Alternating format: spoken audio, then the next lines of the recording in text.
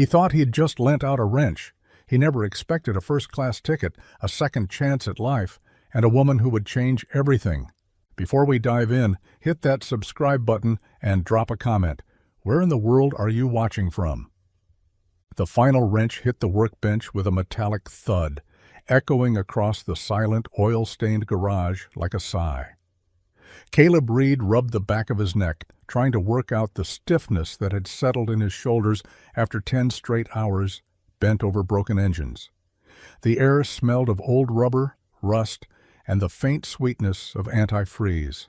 Overhead, a single buzzing fluorescent light flickered like it, too, had just about had enough. It was after 7, and the sun had already dipped below the rooftops of the sleepy town of Fairview. Outside, the wind was kicking up dust in the empty lot, nudging rusted soda cans and forgotten bolts like they had somewhere to be. Caleb leaned against the garage doorframe, a rag in one hand, watching the sky change colors. It used to bring him comfort, sunsets like these. Now it just reminded him how little had changed. The bills sat in a neat, accusing stack on the counter behind him. Rent, electric, another letter from the bank he hadn't opened yet. The December cold had crept in early this year, and the space heater in the office coughed more than it warmed. Caleb exhaled, the breath escaping like smoke, and closed his eyes for a moment longer than necessary. He wasn't lazy. He wasn't even unlucky. He just couldn't catch a break. Clients came in, trusted him with their cars, sometimes trusted him with their stories. Divorces, layoffs, cross-country moves. Fairview had no shortage of slow heartbreaks. Caleb listened, fixed what he could, and charged as little as possible without sinking his own ship. He never let on that his own engine was barely sputtering along. In the corner, his old coffee maker clicked off, the last of the day's warmth gone, same as his energy. He moved toward the back, flipping off lights as he went, each darkened section of the garage feeling heavier than the last. Caleb paused at the door, glancing back at the space that was equal parts sanctuary and trap. This was his father's legacy, his own burden, and maybe, just maybe, the place where something good might still happen. He just didn't know it yet. The sky had turned the color of steel wool, thick clouds dragging low over the empty highway just outside Fairview. The kind of day where the wind bit through denim and whispered that snow wasn't far behind. Caleb's old pickup rattled as it cruised along the shoulder, the heater groaning faintly and doing little to warm the cab. He was already late getting home, a bag of clearance groceries sliding across the seat every time he turned the wheel. That's when he saw it. A sleek white car, pulled off to the side with its hazard lights blinking like a slow heartbeat. It looked entirely out of place out here, like someone had parked a spacecraft in a cornfield, low to the ground, chrome trim gleaming even under the gray sky. He could spot the make from 100 yards. German, expensive, not the kind of car you usually saw on County Route 9. And next to it, pacing in the cold, was a woman. She wasn't bundled in a parka like most folks around here. Instead, she wore a long, tailored coat, white of all things, with her dark hair whipping around her face in the wind. She had one hand to her ear, her phone pressed tight, and the other jammed in her coat pocket.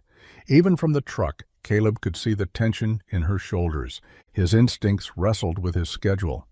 He had promised himself no more delays, no more distractions. But something about the way she stood there, surrounded by too much silence, too far from help, made it impossible to keep driving. He eased the truck to a stop and hopped out, gravel crunching beneath his boots. The cold slapped his face instantly, sharp and unforgiving. "Need a hand?" he called out. She turned quickly, startled. For a moment she just stared, eyes flashing from wary to relieved in an instant. Up close, she looked tired, but collected, like someone who was used to being in control and hated losing it. "I would really appreciate that," she said, her voice smooth but fraying at the edges. "Car just died. Roadside assistance said they'll be at least an hour." Caleb offered a nod and a small smile, already reaching into the back of his truck for his toolkit. He didn't ask questions, didn't need to. Sometimes people just needed help, and sometimes all it took was a wrench and a little bit of warmth on a bitter day. The hood creaked open with a reluctant groan as Caleb propped it up and leaned in, the wind tugging at his flannel collar. The engine looked as pristine as the car's polished frame. No leaks, no grime, no obvious damage. Just a cold machine with a silent problem. He muttered to himself as he worked, his fingers moving without hesitation, muscle memory guiding him through unfamiliar territory with a familiar rhythm. The woman hovered nearby, arms crossed tightly, her breath curling in the winter air. She wasn't offering suggestions or asking questions. She just watched. There was something in her eyes, frustration, maybe, but something deeper, too. A weariness that didn't come from just one bad day. Caleb didn't ask why she was out here alone in a luxury car, dressed like she stepped out of a city catalog. He didn't ask what kind of job she had or where she was headed. Those weren't his business. He'd learned a long time ago that dignity lives in the silence between assumptions. "You've got a loose connection to the battery terminal," he finally said, voice calm and certain.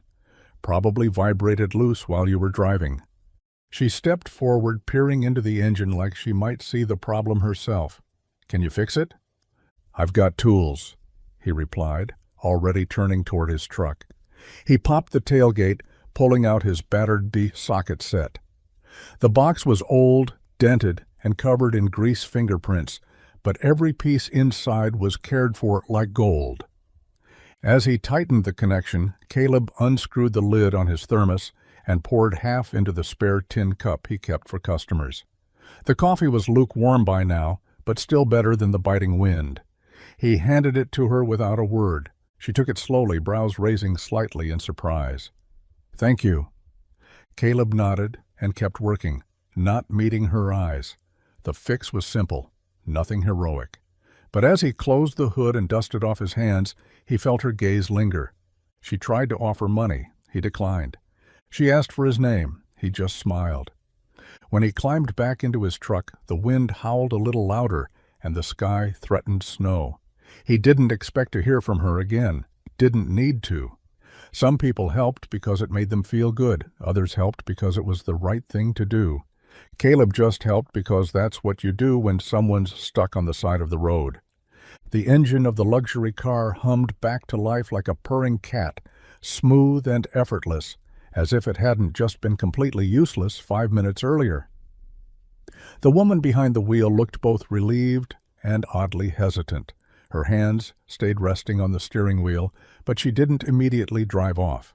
Caleb stepped back, his hands shoved in his jacket pockets, ready to turn and leave without a word, but she called out to him again. "Wait!" He turned, brows raised. She was already reaching into the sleek center console of her car, pulling out something small and white. A business card. She held it between two fingers, offering it across the window with a faint smile that didn't quite reach her eyes. "In case you ever need anything, really." Caleb blinked, hesitated for just a moment, then took it. The paper was thick, expensive. He didn't even glance at the print. "Sure," he said, more out of politeness than curiosity. Her gaze lingered, as if she wanted to say something more, but couldn't find the words. Then, with a soft nod, she shifted the car into gear and pulled away, tires crunching over gravel and disappearing down the road like she'd never been there at all. Caleb stood for a beat longer, the card still in his hand. The wind picked up again, slipping under his collar, making him flinch. He climbed into his truck and sat for a second with the engine off, staring at the card now resting on his palm. It felt unnecessary, out of place. People handed out business cards in suits, not after roadside repairs on back highways. He didn't need favors, didn't expect them, and something about keeping it felt awkward. With a small shake of his head, he leaned forward and popped open the glove box. He shoved the card inside, behind an old tire gauge and a stack of crumpled gas receipts. Out of sight, out of mind. He started the truck, the engine groaning its protest as usual, and pulled away from the shoulder. The coffee was still bitter in his mouth, the wind louder now. Just another day, just another stranger, just another engine fixed. He had no idea that the name on that card would soon rewrite every part of his life.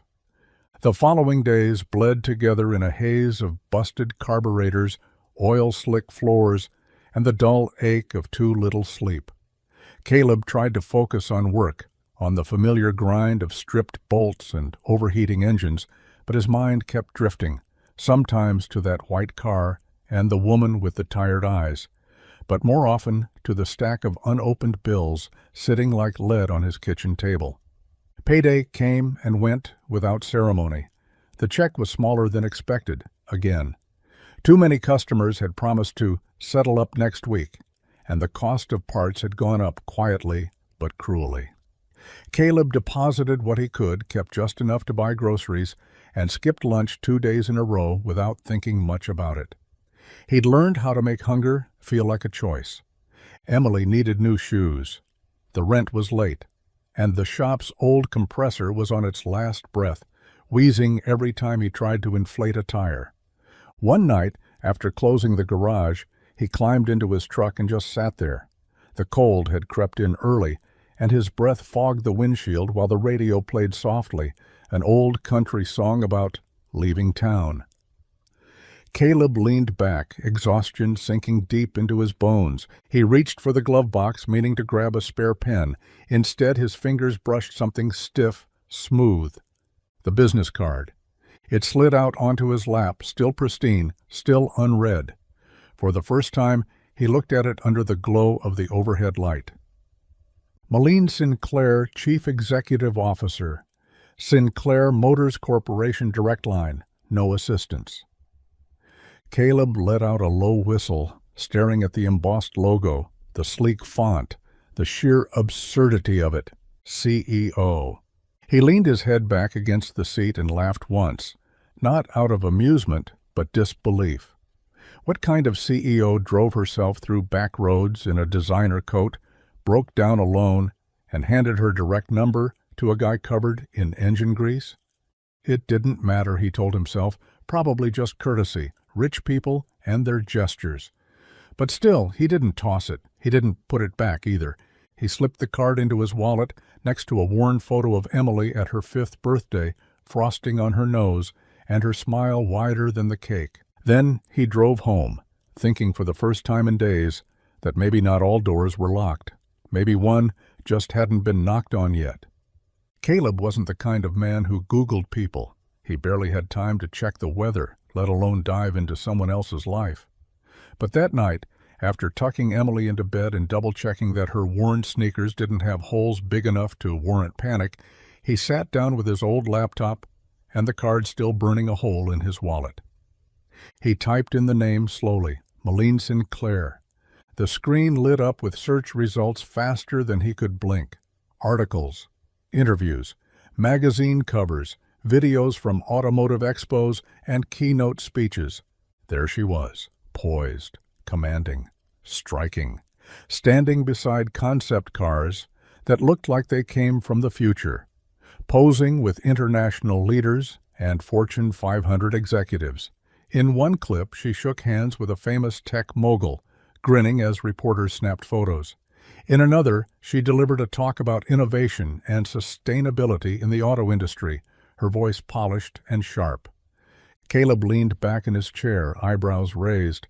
She wasn't just successful, she was the Sinclair, the one who had taken her father's nearly bankrupt luxury motor company and turned it into a billion-dollar empire, youngest female CEO in the industry, Business Weekly's most powerful woman in tech 3 years running. And her car, that sleek white work of art. He found the model online too, custom built, limited production, valued at just under $300,000. It was worth more than his garage, his truck, and the rundown apartment he and Emily called home combined. He stared at the screen a long time.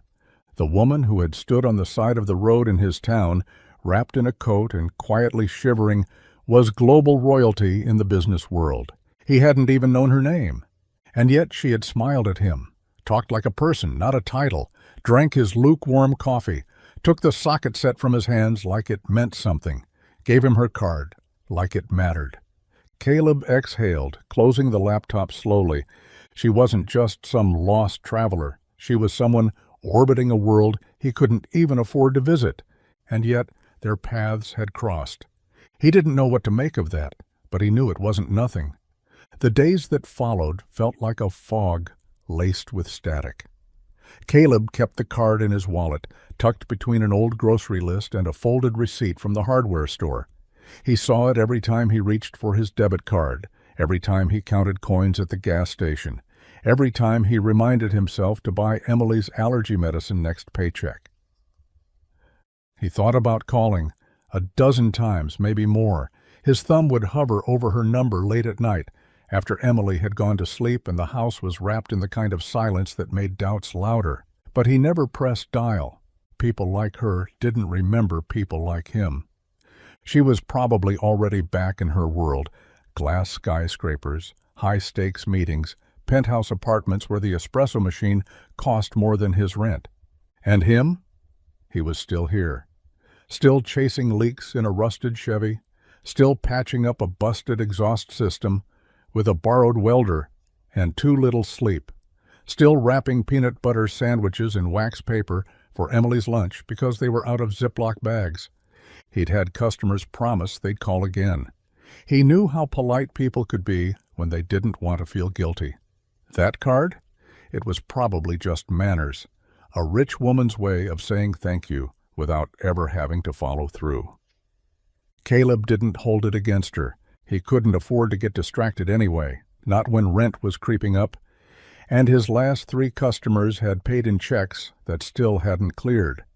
Not when Emily needed new gloves and the garage's overhead light flickered like it had one foot in the grave. So instead of calling, he worked. He focused. He put his head down and kept moving, like he always did. And still, some nights, he'd catch himself glancing at the phone, wondering what he'd say if she actually answered. But then the moment would pass. He'd sigh, set the phone aside, and tell himself one more lie just to get through the night. She probably doesn't even remember my name. It was Thursday, nearly dusk, and the smell of gasoline lingered thick in Caleb's jacket. He was locking up the shop, palms still sore from a stubborn alternator job that had eaten most of his afternoon when his phone buzzed in his pocket.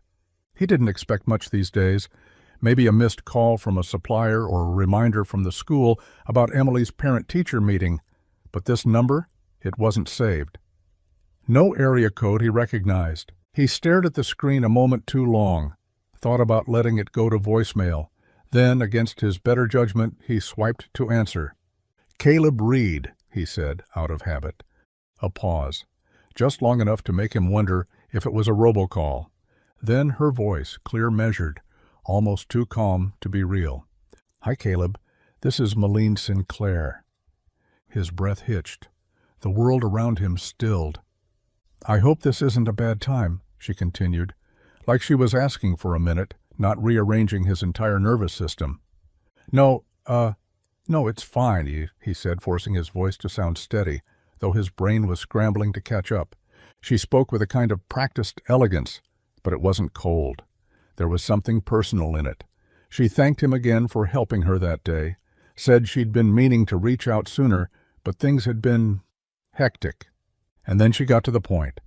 "I'd like to meet again, if you're open to it." Caleb blinked, not sure he'd heard right. "I'm working on a project," she explained. "It's a bit unconventional. It has to do with community partnerships, skilled trades, people like you who still understand the value of hands-on work.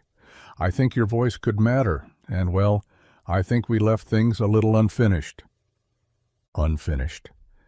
Caleb looked down at his grease-stained hands, the fading sunlight bouncing off the cracked pavement.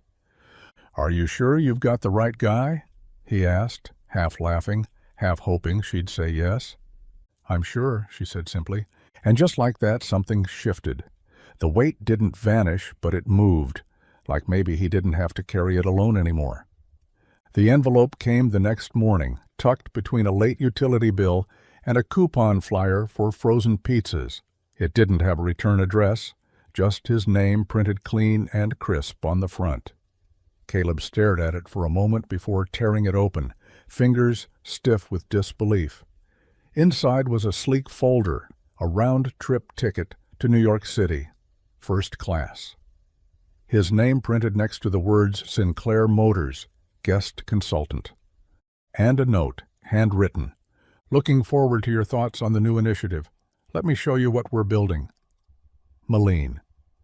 Caleb stood in his cramped kitchen, the tile cool beneath his socks, the radiator clicking faintly in the background like it was just as stunned. He didn't know how to explain this to Emily, or to himself.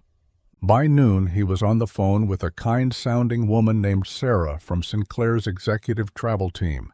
She confirmed everything: the flight, the hotel, the transportation waiting for him at the airport.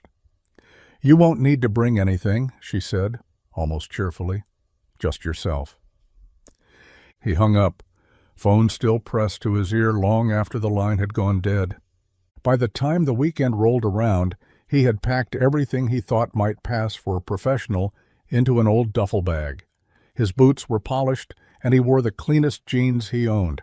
The airport was overwhelming. Too many screens, too many announcements, too many people who looked like they belonged there. And then there was the first-class cabin. Leather seats that reclined like dreams, warm towels handed to him like he was someone important, a meal with actual silverware, a flight attendant who called him Mr. Reed like she'd practiced it. He tried not to fidget, tried not to look too amazed, but when the city lights of New York began to sparkle beneath the plane's wing like scattered diamonds, Caleb forgot to act unimpressed. All he could think was how far away Fairview felt, and how strange it was that a roadside fix and a shared cup of coffee had led him to the sky. He had no idea what waited for him on the ground, only that she was the one who brought him here, and that, for the first time in a long while, he felt something flicker quietly beneath the nerves: hope. The plane touched down with a soft jolt, and as the wheels screeched against the runway, Caleb gripped the armrest a little tighter. The man next to him, in a sleek gray suit and noise-canceling headphones, didn't flinch. Caleb, meanwhile, had spent the entire descent alternating between staring out the window and wondering if his flannel shirt looked as out of place as he felt. By the time he stepped off the plane and into the terminal, the noise was already deafening.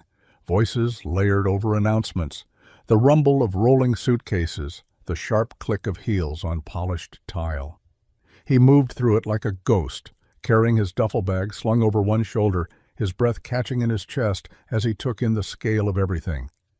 JFK made Maplewood look like a bus stop. A chauffeur, yes, a real one, holding a little sign with his name, met him near baggage claim. Caleb didn't even have a checked bag, just his worn-out boots and a jacket, borrowed from a buddy back home who once attended a cousin's wedding in the city. He felt like an actor in the wrong role, like someone was going to come out from behind a column and ask him to leave. The car was black, sleek, and smelled like cedar and money. It whisked him through streets that pulsed with light and motion, weaving through yellow taxis and steam vents and towers that clawed at the cloud. Then came the hotel. A monolith of glass and stone, valets in crisp uniforms, a doorman who called him sir without blinking at his jeans. The name of the hotel was French, or maybe Italian. Caleb didn't dare try pronouncing it aloud. Inside, the lobby was all marble and chandeliers. He stood there for a full minute before the concierge politely reminded him he could check in. His room key came in a velvet sleeve. The elevator had buttons that lit up with a chime so soft it felt like a secret. When he stepped into his suite, the lights came on automatically. Floor-to-ceiling windows looked out over the skyline, the Empire State Building glowing in the distance like something out of a postcard. He dropped his bag by the door and exhaled slowly. This wasn't his world. It wasn't even close. But someone in it had remembered him. And for the first time, Caleb wondered if maybe, just maybe, he wasn't as small as he used to believe. The restaurant was the kind of place Caleb had only seen in movies. Low lights, white linen tablecloths, waiters who moved like shadows, and a wine list longer than most novels. He had to double-check his shirt collar in the reflection of the window just to make sure it hadn't curled. Every fork, glass, and folded napkin on the table looked like it cost more than his week's groceries. Then she walked in. Malene Sinclair didn't glide or float like some untouchable icon. She moved with purpose. Graceful, yes, but grounded. Her dark hair was swept back in a soft knot, her black dress simple but impossible to ignore. When she reached the table, Caleb stood halfway out of habit, and halfway because something about her demanded it. "I hope the hotel wasn't too much," she said as she took her seat across from him, eyes scanning his face for signs of discomfort. "It was more than enough," he said with a half-smile. "Pretty sure the shower had more buttons than my truck." She laughed gently, the kind of laugh that felt earned, not rehearsed. The waiter came and went like a breeze, and soon a perfectly plated filet mignon sat in front of him.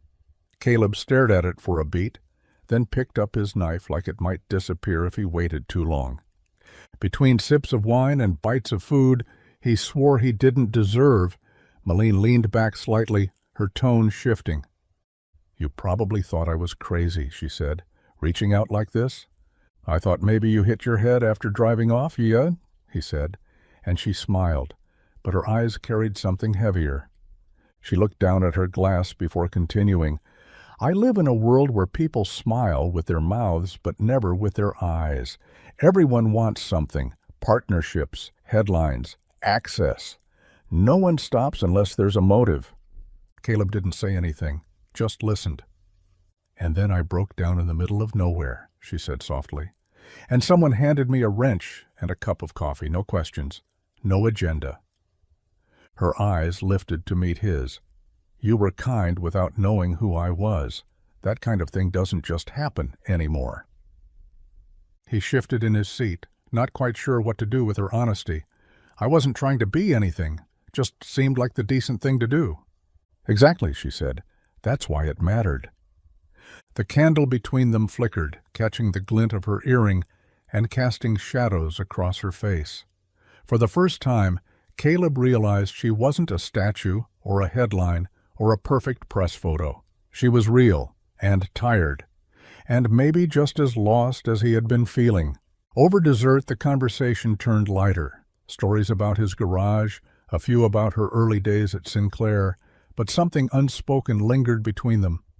A quiet understanding, a shared pause in the noise of their separate lives.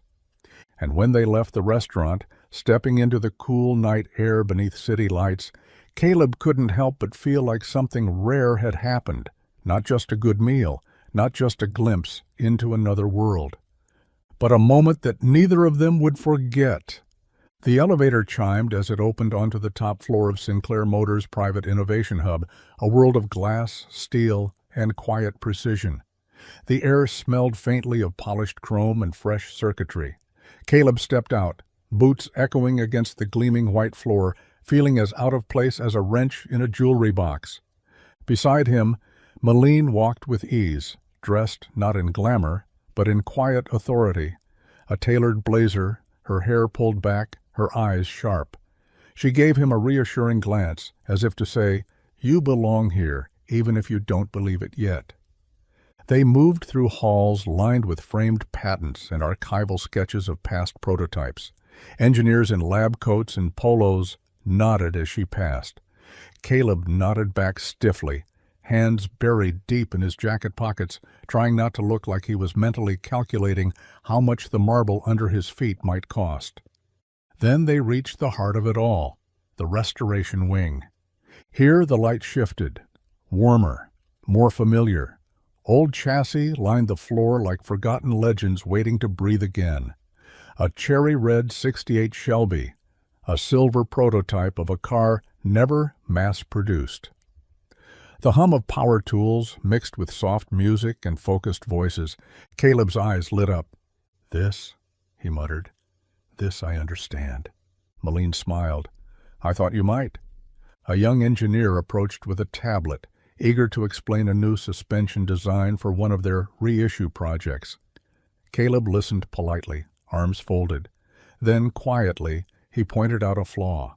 Something subtle, a detail most would miss, but anyone who'd ever fixed a car in the real world would catch. "Too tight a curve here," he said, tracing it with his finger. "Road dust's gonna cake up and seize over time, especially in places with grit-heavy winters. You're gonna want to widen that edge or find a seal that breathes better." The engineer blinked. "That's actually brilliant." A few feet away, a group of Sinclair execs had been watching, murmuring politely. One of them, a man with perfectly combed silver hair, stepped closer. "You've worked with that model before?" "Nope," Caleb said, wiping his hands on his jeans, "but I've worked with the problems that kind of design causes." He wasn't trying to impress anyone. That was the thing. He just saw what they didn't. Malene watched him with quiet pride. She didn't interrupt or guide him. She just let him move from bay to bay, offering feedback that wasn't flowery or formal, just true. The boardroom debrief that followed was short and sharp. They asked for thoughts. Caleb gave them honesty. Not strategy speak, not fluff. Just raw, grounded suggestions that took years of rusted bolts, cracked hoses, and late nights to earn. By the end of the meeting, the room had shifted. No one asked who he was anymore. They were too busy scribbling notes. And as they left, Malene leaned in and whispered, "Told you they'd listen." Caleb didn't answer. He just smiled to himself, a little stunned, a little grateful. And for the first time in a long while, completely certain that he had something valuable to offer a world he never thought he'd step foot in. The garage doors opened with a soft hiss, revealing a car that looked like it had been dreamt into existence. Sleek, muscular, and impossibly elegant, the silver prototype sat under the warm overhead lights like a living memory. Its curves were borrowed from another time. Bold fenders, a long nose, leather stitching so rich it looked hand-woven. But underneath the nostalgia, it pulsed with something modern and quietly savage. Malene stood beside it, arms crossed, a hint of mischief playing at the corners of her mouth. "We call it the Nova 11. It's not on the market yet, still a whisper in the halls." Caleb whistled under his breath. "She's beautiful." "She's also a tribute," Malene added. "Built for people who miss the road more than the destination. People who remember what it felt like to drive for the feel of it." She held out the keys. "Want to take her for a spin?"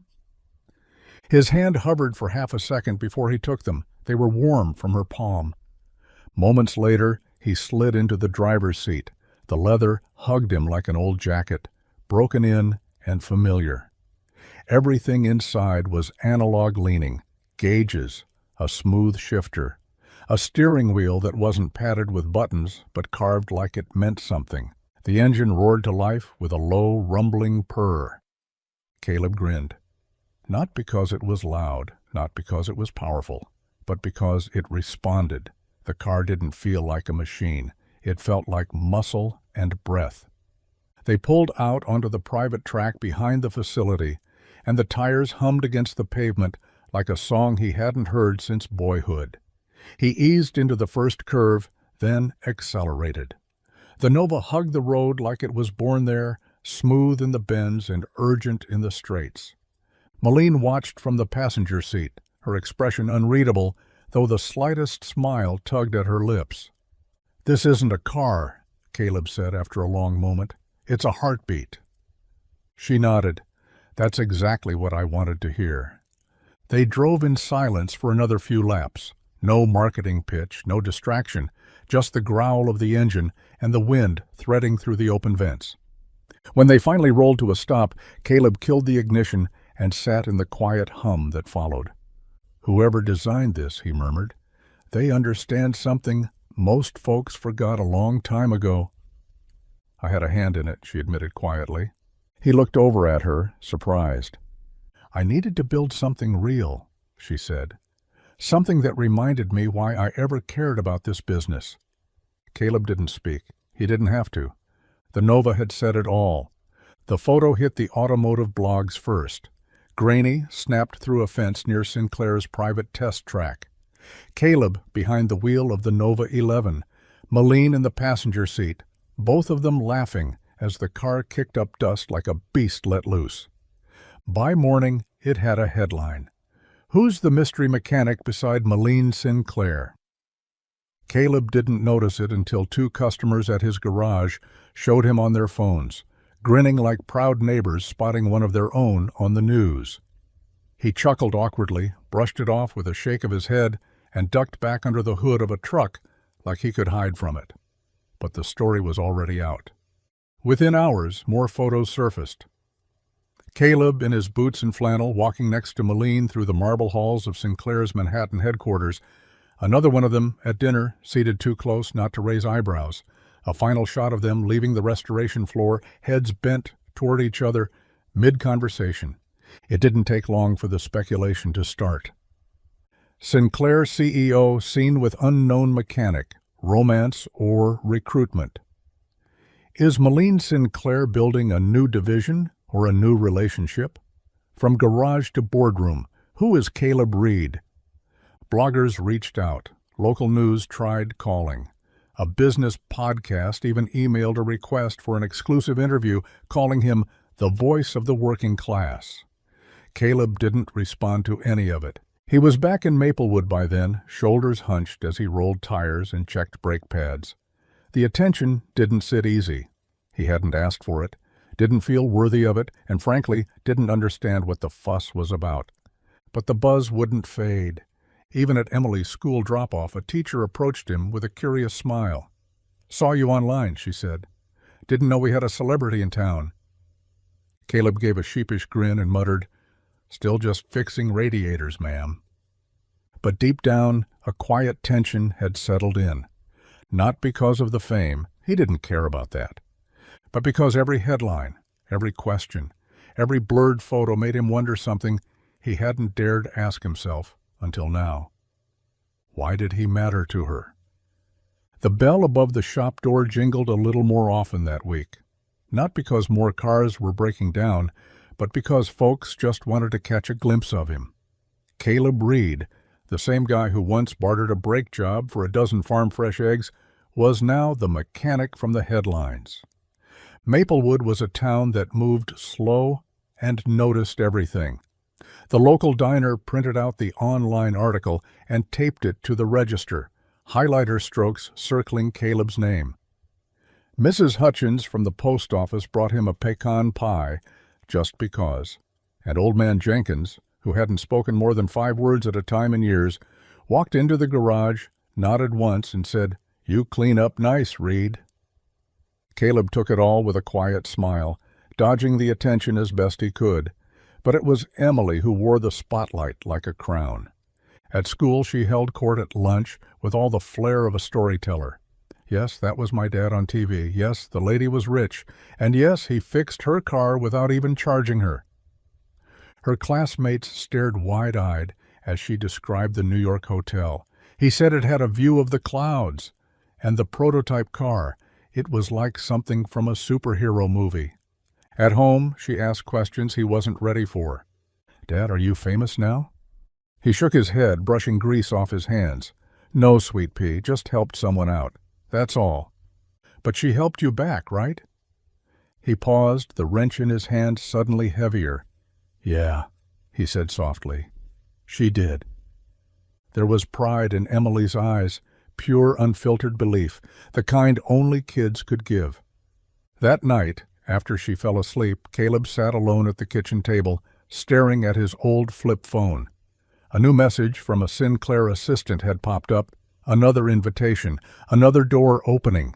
He didn't reply right away because while the headlines might be calling him the mystery mechanic, and the world seemed eager to turn him into something more than he ever meant to be, this place, this shop, this quiet town, it still felt like home. And home, for now, still mattered most. The call came on a Tuesday morning, just as Caleb was tightening the last bolt on a stubborn muffler. His phone buzzed in his back pocket, the sound muffled by the steady groan of the garage heater. He wiped his hands on a rag, checked the screen, and saw the name, Malene. He stepped outside to answer, boots crunching through frost. Her voice was warm, steady. She got to the point with her usual grace. "I've been thinking about the restoration division, and I want you to come on as a lead consultant, not just for the Nova project, long-term, full-time." Caleb didn't answer at first. A gull called overhead. A truck rumbled past in the distance. "You still there?" she asked. "Yeah," he said slowly. That's a lot." "I know it is," she said, gentler now. "But you've got something this company's lost. Instinct, truth, hands that know more than spreadsheets ever will. You see the car, you see the people who'll drive it. That's rare." He wanted to be grateful. Part of him was grateful, but another part, quieter, older, clenched up tight. He looked back toward the garage, where Emily's school bag sat near the workbench, her pink gloves tucked into the top. She'd be home in a few hours looking for peanut butter crackers and the latest chapter in their read-aloud book. "How would it work?" he asked. "Would I move out there?" "There's flexibility," she said carefully. "We could arrange part-time in the city and part remote. We'd cover travel, housing, whatever you need." He let out a low breath. "I've got a kid and a life here. It's not much, but it's what we know." "I'd never ask you to leave that behind," Malene said, "but I also don't want you to settle for smallness just because it's familiar." Caleb went quiet. This wasn't just about cars. It was about worth. About stepping into a world where he felt like a guest, not a resident. About trading the grease-stained safety of Maplewood for sleek hallways and corporate lingo that still felt like a foreign language. And deep down, it was about fear. Fear of uprooting Emily, fear of losing himself. Fear that when the novelty wore off, he'd be exposed as just a guy who happened to turn a wrench at the right moment. "I'll think about it," he said finally. "I'd expect nothing less," Malene replied. "Take your time. But just so you know, I don't offer positions like this unless I know the person's already earned it." He hung up with the wind colder than before, and the quiet a little heavier, because opportunity had come knocking. And with it, the terrifying realization that saying yes might cost him everything that had kept him grounded, while saying no might mean walking away from something extraordinary. The garage was quieter than usual that afternoon, the kind of silence that pressed against the walls like it had something to say.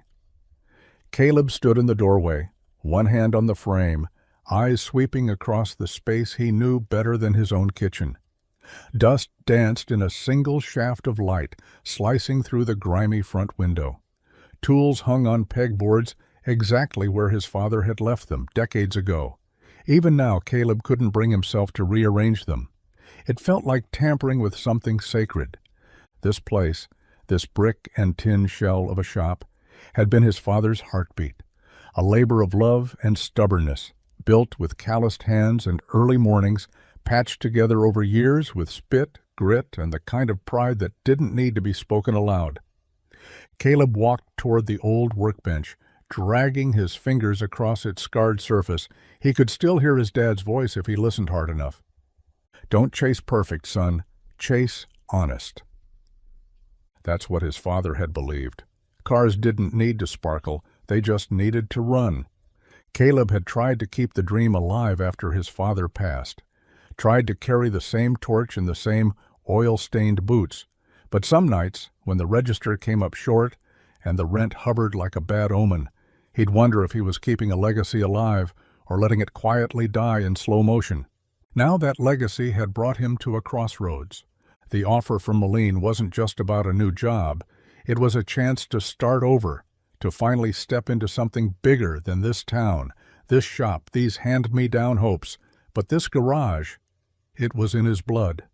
It was where Emily learned to ride her bike between the lifts, where Caleb taught himself to weld at 16, where his father worked through chemo, refusing to quit until the last bolt was tightened. To leave it behind, even for something good, felt like betrayal. He crouched beside the lift and rested his hand on the cold steel frame. It had held up thousands of cars. It had held him up on days when he thought everything would collapse. And now? It just held questions. Could he walk away from something that never quite gave him what he needed? but always gave him a reason to keep trying? Could he turn his back on the ghosts that still whispered between these walls, reminding him where he came from, even if they no longer had a place to take him? He didn't have the answers yet.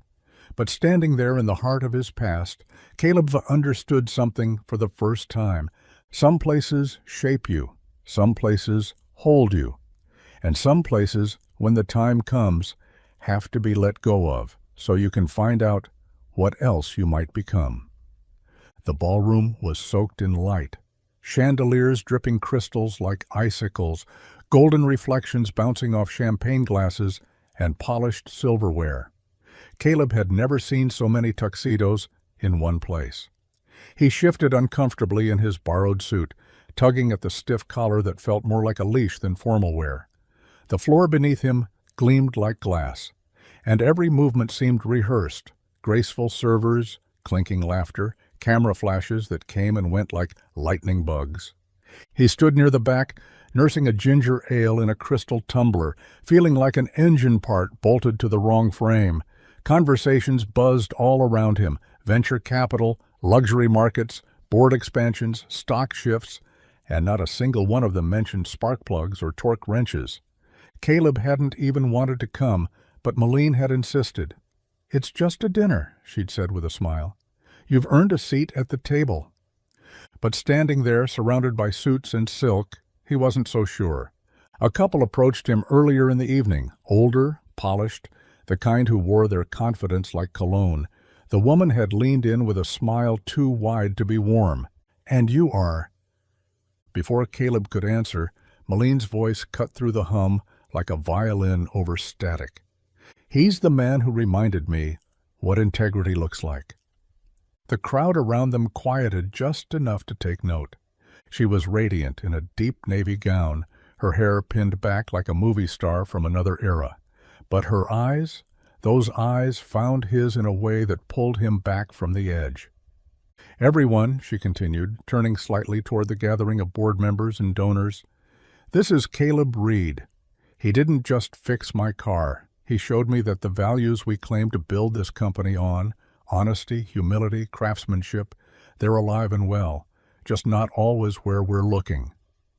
A few people clapped. Some smiled politely. A few looked confused. But Caleb, he just stood there stunned, not because she'd said it, but because she meant it. The rest of the night passed in a blur of handshakes and introductions. Malene never once left his side. When people asked what he did, she didn't say, "mechanic." She said, "He's the voice I didn't know Sinclair needed." And for the first time in a room filled with polished exteriors and carefully crafted personas, Caleb didn't feel like a stranger. He felt seen. The gala had faded into low music and half-empty glasses. Somewhere behind the curtains and velvet ropes, the staff began the quiet choreography of clearing plates and folding linens. Outside, the air had cooled, the city exhaling after hours of holding its breath. Malene stood on the terrace just beyond the ballroom's glowing edge, her heels kicked off beside her, one hand resting on the cold railing. Caleb joined her silently, the glass door clicking shut behind him. She didn't turn, but her shoulders relaxed when she heard his steps. They stood there a while, the skyline shimmering in the distance, stars faint above the city glare. "You handled tonight well," she said softly, her voice stripped of its usual polish. "I survived it," Caleb muttered. "Didn't spill anything on my tie. I figure that's a win." She smiled faintly, still looking out. "You know, I used to love these events. The spotlight, the attention. It felt like proof I was doing something right." He glanced at her, waiting. "But lately," she continued, "it's all started to feel hollow, like I'm performing a role I didn't audition for. Handshakes with people who only speak in percentages.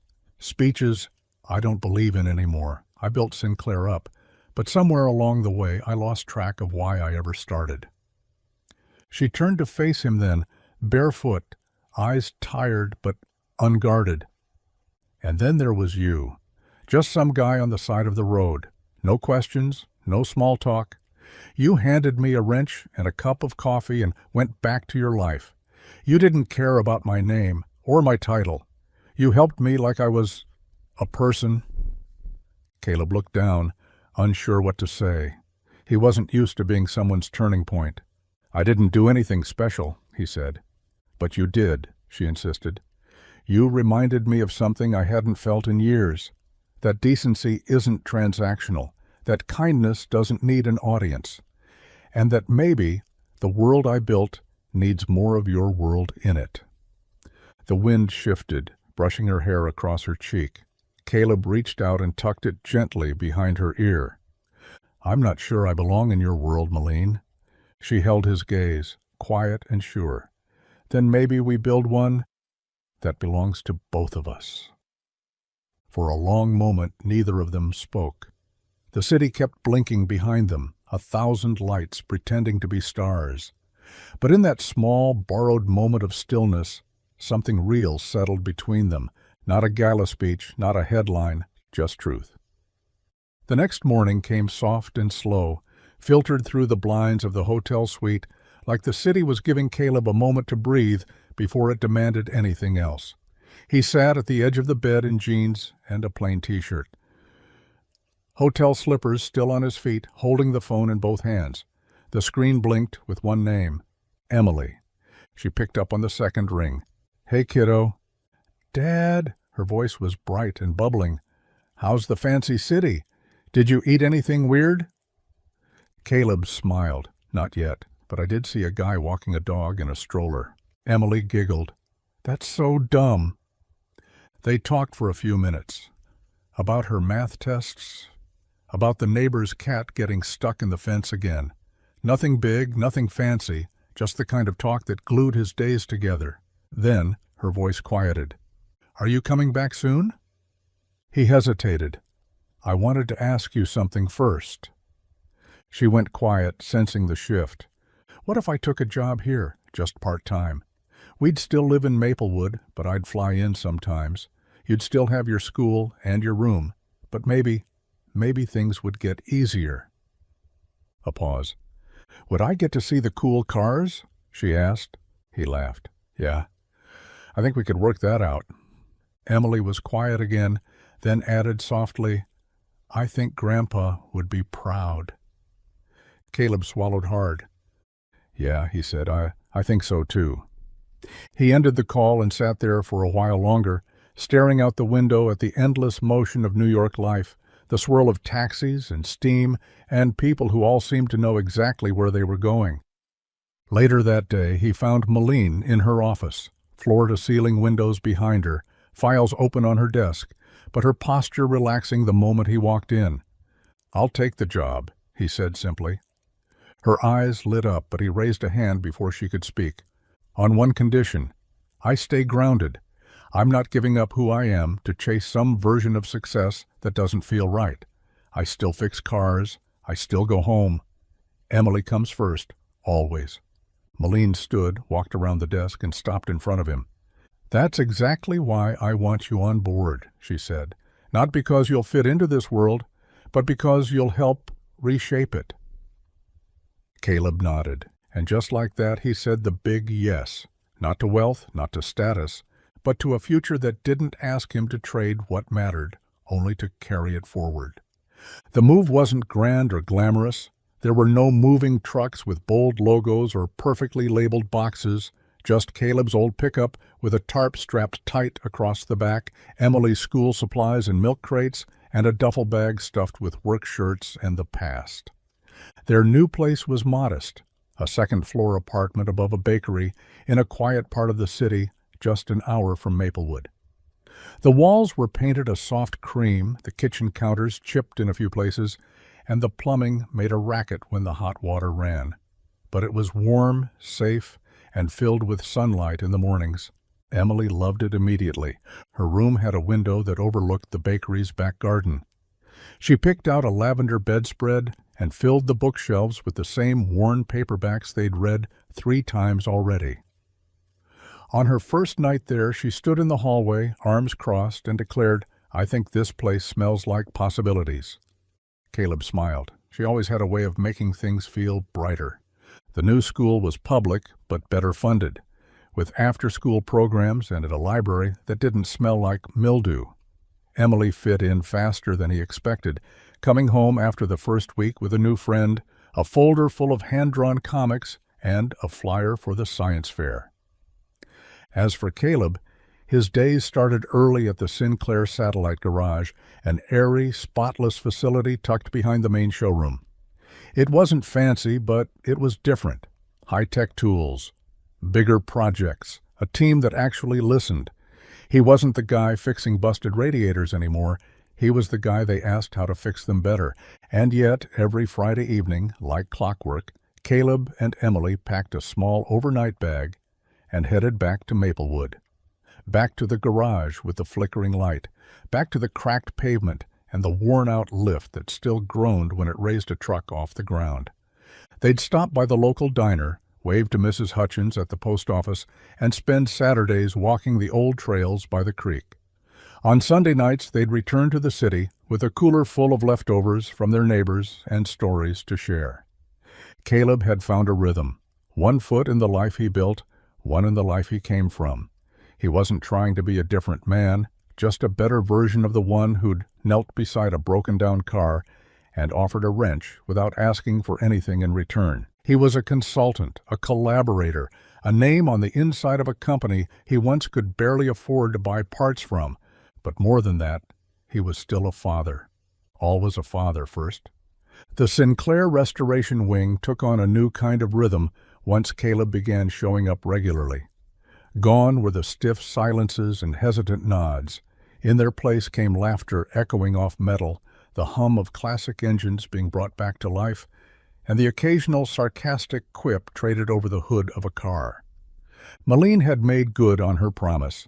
Caleb wasn't just a token mechanic or a charity gesture. He had a desk, a badge, and a voice in the room. And more than that, she was there, not hovering like a supervisor, but standing beside him with sleeves rolled up, boots on the ground, and eyes full of purpose. They worked late more often than they planned to, nights where the shop emptied, and the two of them stayed behind, tinkering with stubborn bolts, arguing over designs, trading memories like old songs. She'd bring coffee from a boutique cafe down the street. He'd tease her that it tasted like burnt almonds. He brought her diner sandwiches wrapped in wax paper. She swore they were better than anything she'd ever had catered. One evening she stood beside him, holding a flashlight, while he worked underneath the Nova 11 prototype. "You missed a spot," she said. He slid out, grease on his cheek. "Are you supervising or sabotaging?" She grinned. "Depends who's asking." They laughed, and the sound bounced off the steel beams like it belonged there. Like they belonged there. It wasn't just the work, it was the ease. Caleb found himself saying things he hadn't said to anyone in years, about his father, about how scared he'd been to take the job, about Emily and the way she hummed to herself when she was nervous. And Malene, in turn, began to crack open. She told him about her mother's early passing, about inheriting the company too young, about the pressure to always have an answer, even when she didn't. Their hands moved across engines, but their conversations moved through something deeper. Trust. Connection. The kind of closeness that sneaks up on you when you're not trying to chase it. One night, long after midnight, they stood in the dim light of the workshop, wiping their hands clean. Malene looked at him, eyes soft, tired, but alive. "You know," she said quietly, "I never thought I'd feel calm in a place like this." Caleb tilted his head. "Why's that?" "Because it's real, and most of my world isn't." He didn't answer. He just looked at her for a long moment, the silence between them thick with something unspoken. Then she smiled, a small private smile meant only for him. And in that shared quiet, amidst tools and torque and the smell of oil, it was clear. This wasn't just a job anymore, not just a project. There was something else being rebuilt here, something with sparks.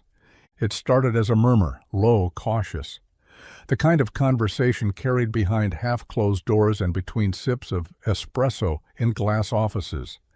A glance too long, a smirk after a meeting, a comment dressed in diplomacy but dipped in disapproval. The board had tolerated Malene's vision for years. They'd applauded her boldness when Sinclair Motors leapt ahead of competitors, riding a wave of innovation and sleek reinvention. But now, that same boldness made them uneasy, because it wasn't attached to numbers or market strategy. It was attached to him, Caleb, the mechanic from nowhere, the outsider who somehow ended up not only at the design table, but also at Malene's side, on tracks, in hallways, at gala dinners, and internal briefings. The boardroom conversations took on a new tone.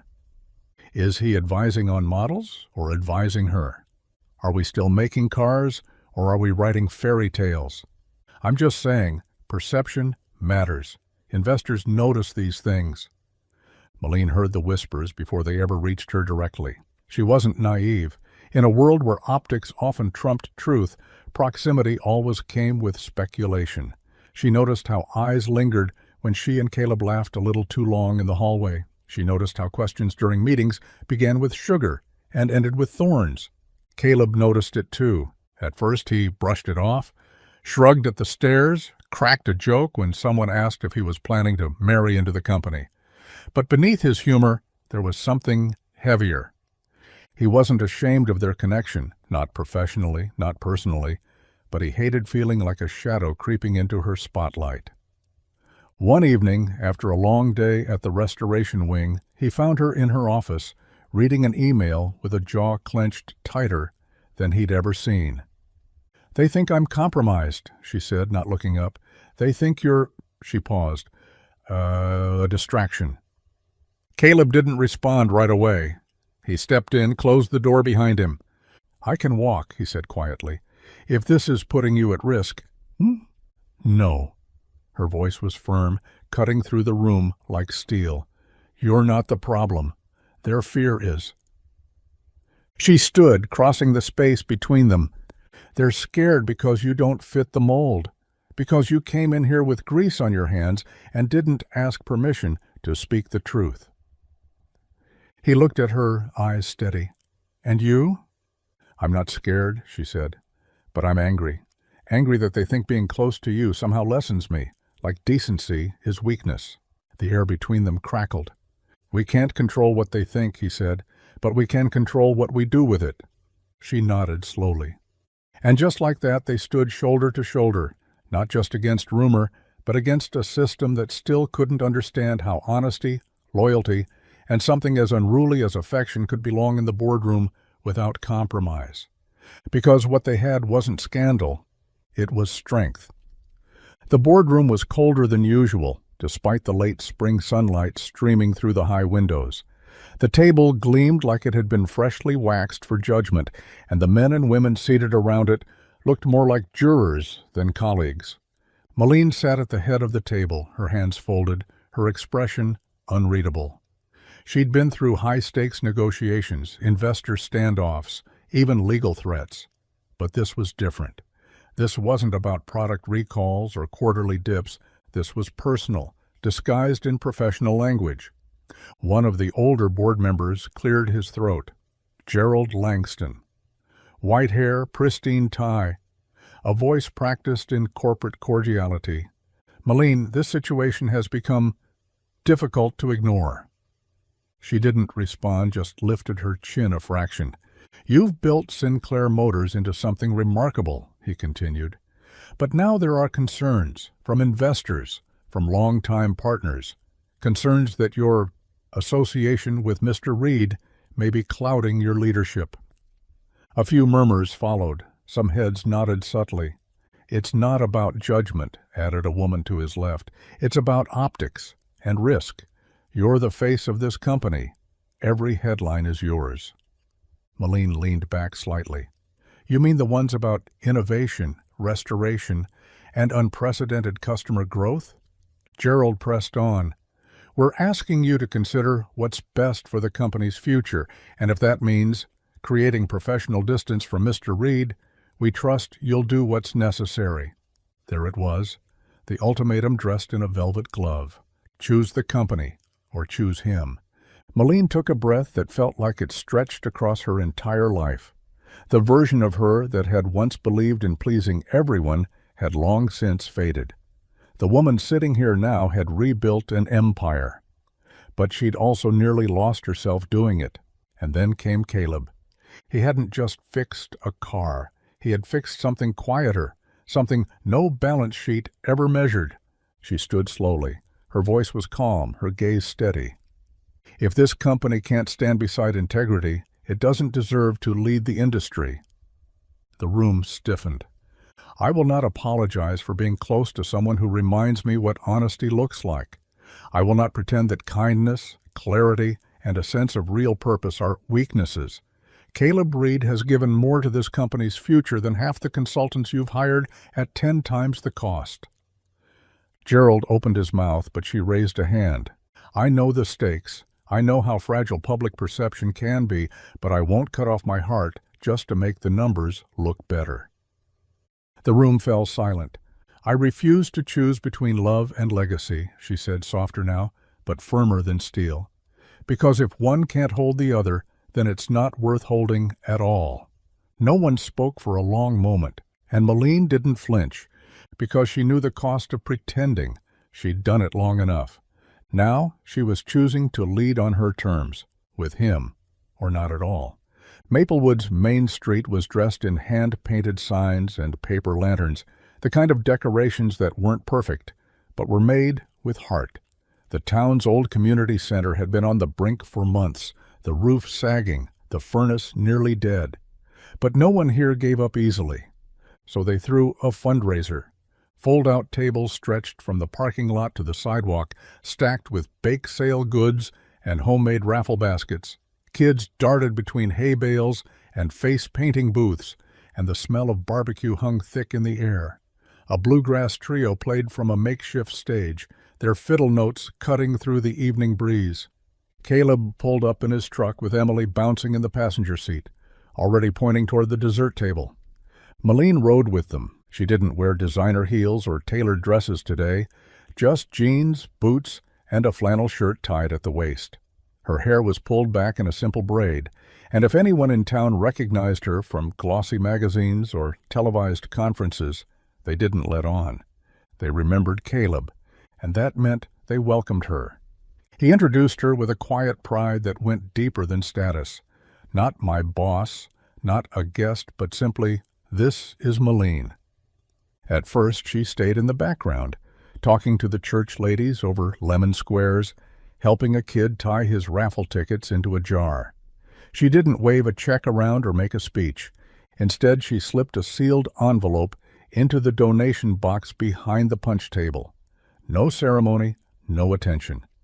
Later that night, when the mayor announced the total raised more than triple the original goal, he said the biggest donation came anonymously, signed only in honor of Emily Reed. Caleb turned to her, stunned. Malene just shrugged. She's the future of this place, isn't she? Emily beamed without fully understanding why her name had been called. She clapped along with everyone else, her smile wide, her hand tugging on Malene's sleeve like they'd known each other forever. The town embraced them both, not with fanfare, but with familiarity, with extra cookies for Emily, with nods of respect from the old-timers, with a place at the folding table like they had always belonged. And as the sky darkened and fireflies blinked in the fields beyond the church, Caleb looked around at the faces he'd grown up with, the ones who raised him, fixed his flat tires, watched him become a father. Now they were watching him build something new. Not just with tools and torque, but with love and legacy, and a woman who saw value in both. The for lease sign was the first thing to come down. Caleb tugged it from the window with both hands, the brittle plastic cracking like old bone. He held it for a moment before tossing it into the dumpster out back, where it landed with a final thud. The garage, his father's garage, was coming back to life. But this time, it wasn't just about fixing cars. Sinclair Motors had offered the seed funding months ago. But Caleb made it clear from the start, this wasn't going to be a showroom or a satellite office. This was Maplewood's soil, The floors still held the grease stains from decades of hard lessons, and the walls still bore the nail holes where his dad used to hang tools and Polaroids. And now it had a new name stenciled above the bay doors in bold, clean lettering: Reed and Rise Community Garage. Inside, the scent of fresh paint mingled with motor oil and sawdust. Tool chests gleamed beside refurbished lifts. Old handwritten diagrams were framed next to whiteboards. It was a collision of past and future, heritage and hope, humming together like a finely tuned engine. Caleb stood in the middle of it all, watching a group of teens fumble through their first brake job. He didn't bark at them. He showed them. Let them make the small mistakes. Let them wipe their own hands and figure out what a stripped bolt felt like before they learned how to fix it. Some of the kids were from broken homes, some were just lost. All of them were hungry for something real. Malene had visited the shop quietly during its opening week, wearing a Sinclair hoodie and eating chili out of a paper bowl at the back table. She never drew attention to her role in it. She just watched as the town trickled in, neighbors, retirees, local shop owners, all bringing old lawnmowers, busted chainsaws, or their teenage sons who needed something to do after school. Caleb gave tours to anyone who asked. He showed them the apprentice station, the scholarship fund jar, the old locker his dad used to keep spare gloves in. "This place isn't just a garage anymore," he told one visitor. "It's a second chance." On the wall behind the front counter, hung beneath a framed photo of his father in his oil-stained coveralls, was a quote in block letters: "Fix what you can. Teach what you know. Leave no one behind." It wasn't corporate, it wasn't sleek, but it was his. And for the first time since he'd turned a wrench as a teenager, Caleb didn't just feel like a mechanic, he felt like a builder, a mentor, a father not only to Emily, but to anyone who walked through those doors in need of guidance and grease under their fingernails. The garage had been reborn, not as a monument to the past, but as a bridge to everything still worth fixing. The coffee sloshed onto the dash the moment Caleb took the corner too fast. Malene let out a startled laugh, gripping the edge of her paper cup as the smell of dark roast filled the cab. "That cup holder," she said between giggles, "has seen better days." "Everything in this truck has seen better days," Caleb muttered, reaching across her with a napkin. "But she still runs." Outside, the night wrapped around them like a quiet song. They'd left the fundraiser hours ago, escaping the lingering attention with no real plan except to drive. No destination, no deadlines, just a county road, miles of stars, saws, and the warmth of something that had been flickering between them for months. The windows were cracked just enough to let in the cool spring air. The radio played low, some old blues tune that neither of them could name, but both seemed to understand.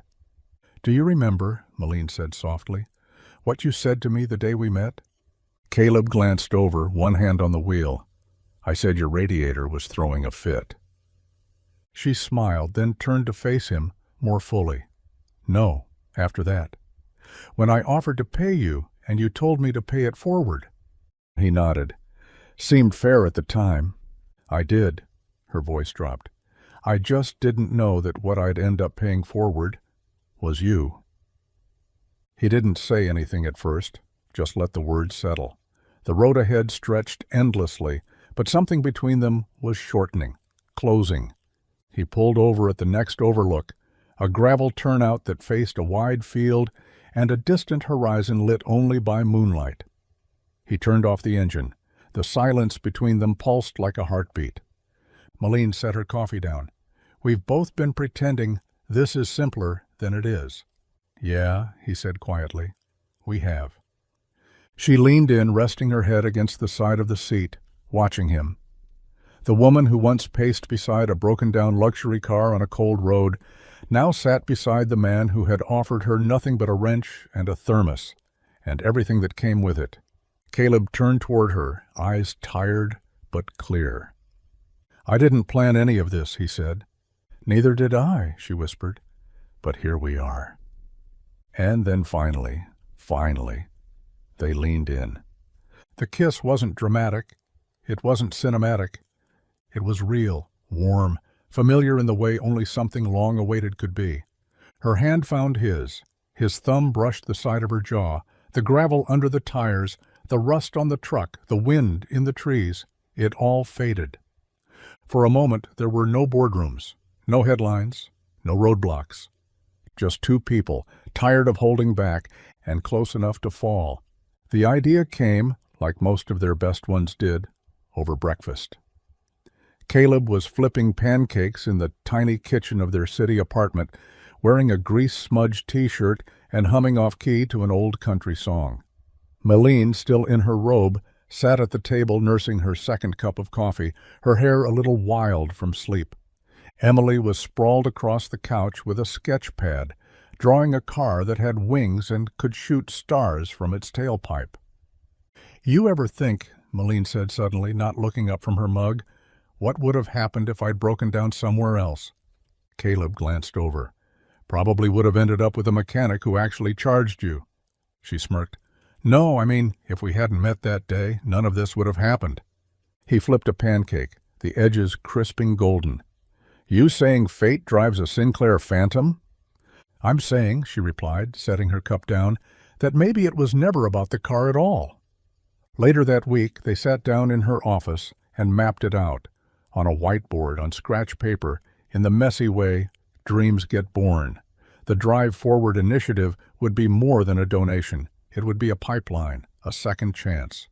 They pooled resources from Sinclair's Community Outreach Fund and added a chunk from Caleb's newly revived garage revenues.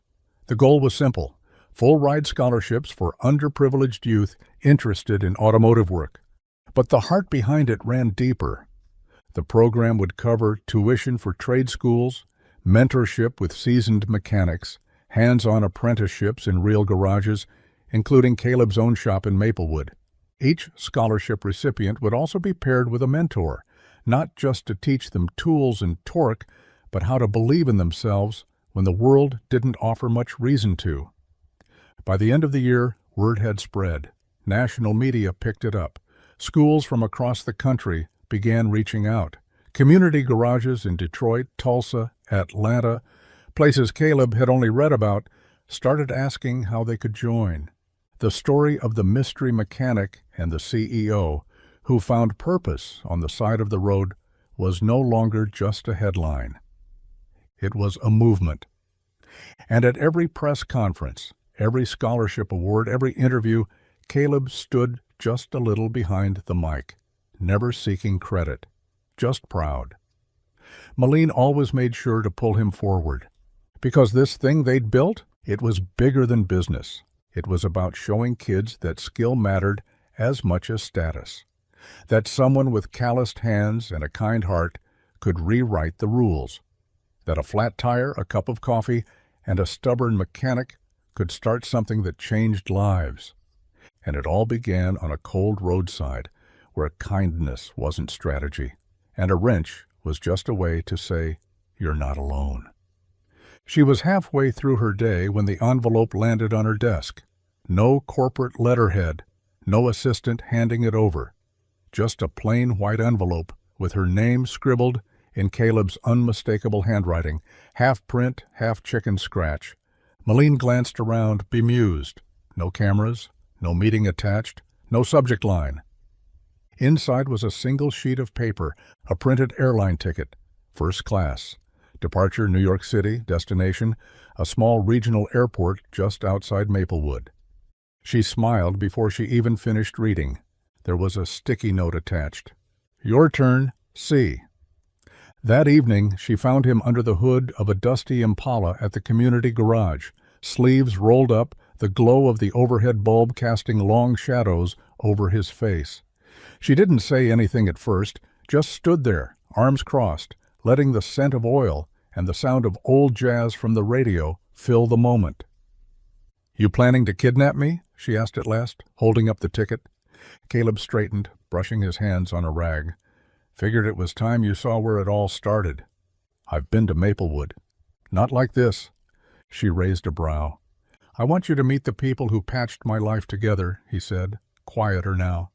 The ones who taught me how to hold a wrench, who brought casseroles when Emily was sick, who didn't laugh when I said I wanted to rebuild a dream that wasn't paying the rent.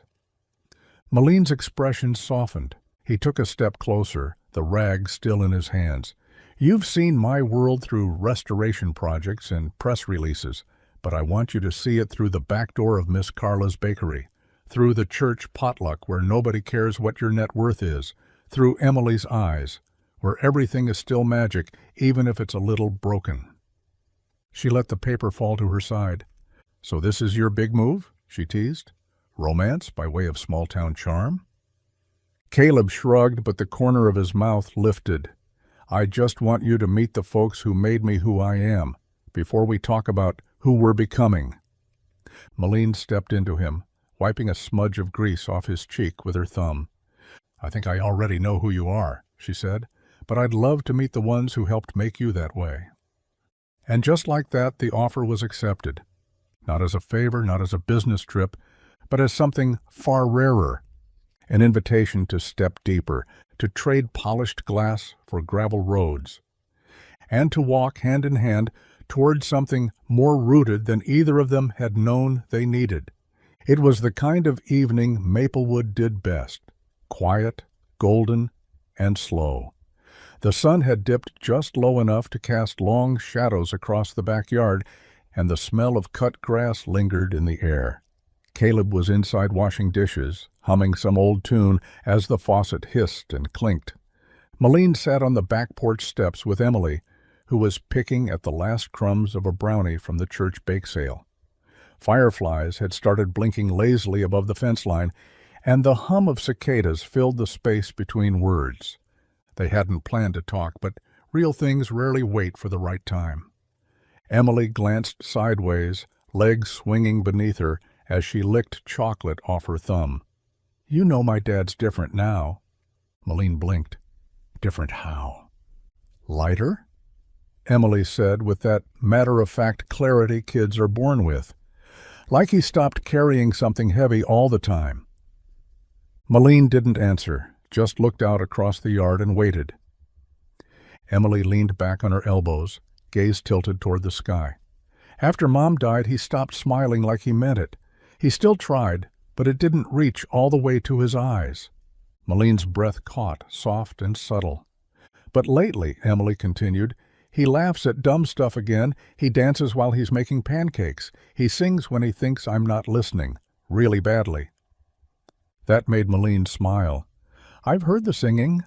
Emily sat up straighter, brushing crumbs from her lap. Her voice turned quieter, more careful. I think that means you're special. Malene looked over, surprised by the weight of it. Because my dad's heart isn't easy to fix, Emily said. But he gave you a piece of it. I can tell. There was a pause, and then, without fanfare, without blinking, Emily added, If you wanted to stay, I'd be okay with that. Malene's throat tightened. She didn't trust her voice, so she reached over and squeezed the girl's hand instead. Emily squeezed back. Just no weird salad with raisins, okay? Malene laughed, tears stinging the corners of her eyes. Deal. Inside, Caleb peeked through the kitchen window and saw them sitting there, bathed in dusk and something gentler than words. He didn't interrupt. He just watched, heart full, knowing that the two most important pieces of his world were no longer orbiting separately. They'd found each other, and maybe, just maybe, that meant they were all home. The garage smelled faintly of motor oil and lavender that day, a scent combination no one expected to work, but somehow it did. Sunlight streamed through the high windows, warming the concrete floor that had seen decades of busted knuckles, falling bolts, and quiet triumphs. But today the old space had traded its rust for ribbons. Caleb stood near the back bay, adjusting the cuff of a shirt that had been ironed twice and still looked like it belonged to a man who preferred grease to starch. His tie was crooked, on purpose. The lift where his father once hoisted his first engine was now adorned with fairy lights and mason jars filled with wildflowers. Instead of pews, there were folding chairs borrowed from the church down the road, every single one filled with someone who had helped carry a chapter of their story. Maplewood neighbors, Sinclair colleagues, a few scholarship students grinning in borrowed jackets. Emily, in a navy dress with boots and a spark in her eyes, stood proudly beside her father. She had drawn the "Welcome to the Wedding" sign in chalk that morning, complete with a little sketch of Caleb handing a wrench to a girl in heels. And then the garage doors rolled open. Malene stepped in slowly, sunlight pooling behind her, dressed in ivory lace that somehow looked just as at home here as it might have in any ballroom. She held a simple bouquet. Her smile held everything else. She walked down the aisle to the hum of an engine, not a traditional song, but the sound of the Nova 11 prototype rumbling gently in the background, the car that started it all. The ceremony was short, heartfelt, and full of the kind of laughter that comes from people who've seen you at your worst and showed up anyway. Caleb looked at her like he was still surprised she said yes. Malene looked at him like she knew she never needed to look anywhere else. "I promise," he said, "to always hand you the right tool, even if you don't ask." "I promise," she replied, eyes gleaming, "to never question your love, your hands, or your habit of singing badly when you think no one's listening." They kissed under the shop lights as the guests cheered, engines revved, and somewhere a slow, happy tear rolled down the cheek of an old mechanic sitting in the front row, whispering, "Your old man would have loved this." Later, they danced between the toolboxes, ate cake off paper plates balanced on workbenches, and toasted to the life they'd built from nothing but timing, kindness, and a cup of coffee. It wasn't polished. It wasn't perfect. But it was theirs. And as the sun dipped behind the trees and the last dance played on a speaker balanced on a tire stack, Caleb whispered in her ear, "Still think that breakdown was an accident?" Malene smiled, resting her forehead against his. "Not for a second." The auditorium buzzed with the low murmur of anticipation. Parents rustling in their seats, students nervously adjusting microphones, and the faint echo of someone testing the speakers from the wings. It was senior night at Westbrook Engineering Academy, and the final student was already walking to the podium. Emily Reed. Her dark hair was pulled back in a low ponytail, grease still faint under her nails from the after-school robotics club. She wore a navy blue jumpsuit stitched with her name, the same way her dad used to wear his, except hers had patches from competitions and a Sinclair badge she'd earned through her internship. She cleared her throat once, looked up, and smiled. "My name is Emily Reed," she began, "and I want to tell you a story about a wrench." The crowd chuckled softly, unsure where this was going. "A long time ago," she continued, "my dad was just a mechanic in a small town with a daughter, a dream, and a bank account that was almost always empty. He didn't have a big job or a famous name. He just had a garage and a wrench." She paused, letting the silence settle. "One cold morning, he saw a woman stranded on the side of the road. He didn't know who she was, didn't ask. He just handed her his wrench, helped her fix her car, and gave her a cup of coffee. No charge, no fanfare, just a simple act of kindness." Murmurs stirred in the audience. Some had heard whispers of the story before, but never from her. "That woman," Emily said, her voice softening, "was Malene Sinclair, the CEO of one of the biggest automotive companies in the world. And that wrench? It turned out to be the first bolt in a whole new life." She looked down at her hands, then back at the crowd. "Because my dad didn't just help her that day. He reminded her that integrity still existed, that kindness didn't need a contract, and that maybe, just maybe, the right people show up when you're not looking for them." Her eyes scanned the room until they found him. Caleb, now with streaks of gray in his beard, sitting beside Malene, who held his hand like it was still the first day. "Thanks to that wrench," Emily continued, "our town got a community garage, dozens of kids got scholarships, and I got to grow up watching what it means to live with purpose." She smiled, a little crooked, just like her dad. So as I head off to college to become a mechanical engineer, I carry that lesson with me. Not just how to tighten bolts or design parts, but how to show up, how to build more than machines, how to build lives with patience, honesty, and maybe just a little faith in what you can't always see coming. Applause broke like thunder across the room.